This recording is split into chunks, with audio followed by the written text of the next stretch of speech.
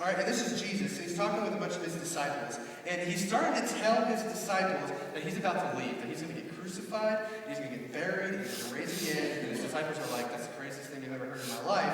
But Jesus is preparing them for this moment because he's about to tell them, look, I'm about to leave. Okay? Like the disciples, you guys need to leave the church.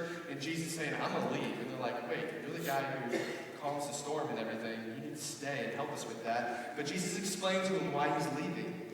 If you start in verse 23, it says, Jesus answered them and said, if anyone loves me, he will keep my word.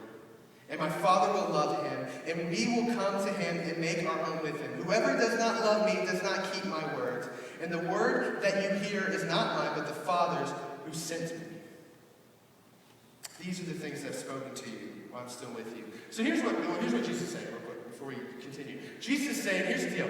If you love me, you're going to keep my word. And if you keep my word, my Father will love you.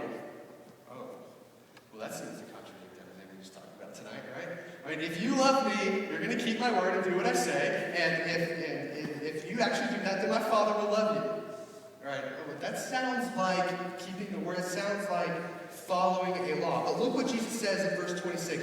But the Helper, the Holy Spirit, whom the Father will send in my name, he will teach you all things and bring to your remembrance all that I have said to you. The Helper will come. So what Jesus is declaring in that passage is saying, hey, as when I leave, those who keep my word, those are the people who actually love me. But here's the deal. I understand that you have no shot at doing that, as Ephesians said. I understand that you can't do that. That's why I'm going to send you a helper.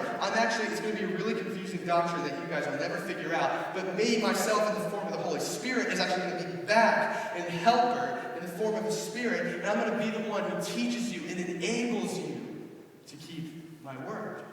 So if we go back to Galatians chapter 3, and we kind of go back to Paul's question, and we ask, okay, so are you perfected by grace? Are you perfected by keeping the law?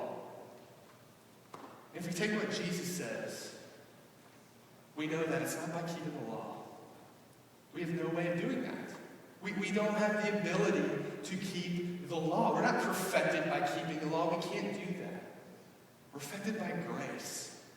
The fact that God recognizes our sinful state so much so that he provides the Spirit that enables us to keep his word. It's by grace that we're perfected. It's not by the law. It's by grace that we're perfected. So we're saved by grace. We're perfected by grace. The third question, and the last thing we're going to talk about in Galatians chapter 3, verse 5, that Paul is going to ask is, okay, why does God give you that grace? Right? Is the grace the reward? Look at verse 5.